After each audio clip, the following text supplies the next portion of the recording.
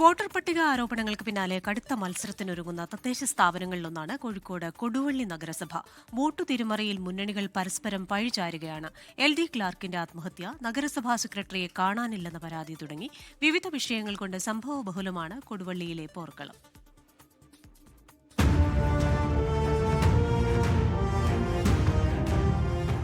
രണ്ടായിരത്തി 2024 വാർഡുകളുള്ള കൊടുവള്ളി നഗരസഭയിൽ 26 നേടിയാണ് UDF അധികാരത്തിലെത്തിയത്. ലീഗിന്റെ ശക്തി കേന്ദ്രങ്ങളിലൊന്ന്. ചെയർമാൻ സ്ഥാനവും വൈസ് ചെയർമാൻ സ്ഥാനവും മുസ്ലിം ലീഗിന്. കോൺഗ്രസും വെൽഫെയർ പാർട്ടിയും വിവിധ വാർഡുകളിൽ മത്സരിക്കുന്നു. 10 സീറ്റുകളിലാണ് നിലവിലെ LDF കൗൺസിലർമാരുള്ളത്. 2015 നഗരസഭ രൂപീകരിച്ച അന്നു മുതൽ UDF സംസ്ഥാനത്ത് ആദ്യം ജയിക്കുന്ന നഗരസഭകൾ ഒന്നുകൂടിയാണ് കൊടുവള്ളി. എന്നാൽ ഇത്തവണത്തെ സാഹചര്യം വ്യത്യസ്തം. പുതുക്കിയ വോട്ടർ പട്ടിക പുറത്തു വന്നതിന് പിന്നാലെ ഏറ്റവും കൂടുതൽ പ്രശ്നങ്ങളുണ്ടായത് കൊടുവള്ളിയിൽ.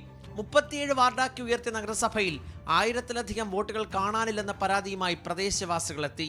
കളക്ടറുടെ ചേംബറിന് മുന്നിൽ പ്രതിഷേധം.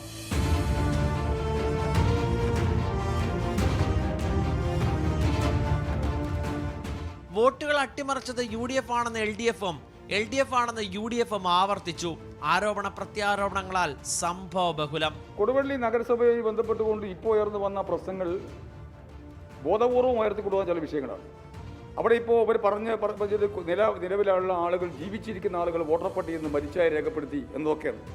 അങ്ങനത്തെ ഒരു പ്രശ്നമേ നിലവിലില്ല. അവിടെ നമ്മൾ പരിശോധിച്ചാൽ കാണാൻ വേണ്ടി കഴിയും. ഒരു ദിവസം മരിച്ച ഒരാളെ ഫോട്ടോ കൊണ്ടുവന്ന് ഇയാൾ മരിച്ചുപോയി എന്ന് പറഞ്ഞ് എന്നിട്ട് അദ്ദേഹത്തിന് കൊണ്ട് മുനിസിപ്പാലിറ്റിയിലെ ആളുകൾക്കൊക്കെ ജ്യൂസ് കൊടുക്കുന്ന രൂപത്തേക്ക് അവസ്ഥ ഉണ്ടാക്കിയിട്ട് പത്രങ്ങൾ കൊടുക്കാൻ ആവശ്യം. അയാൾ 28ാം വാർഡിലെ വോട്ടറാണ്. വളരെ മോശകരമായ രീതിയിൽ ഇവിടുത്തെ വോട്ടർ പട്ടികയിൽ കൃത്രിമം നടത്തിയ ഒരു സെക്രട്ടറിയെ ജില്ലാ കലക്ടർക്കും ബന്ധപ്പെട്ട ആൾക്കും ബോധ്യപ്പെട്ട സ്ഥിതിക്ക് അയാളുടെ പേരിൽ അന്വേഷണരഹിതമായി സസ്പെൻഡ് ചെയ്യുകയോ നിയമ നടപടികൾ സ്വീകരിക്കുകയോ ചെയ്യണ്ടേ?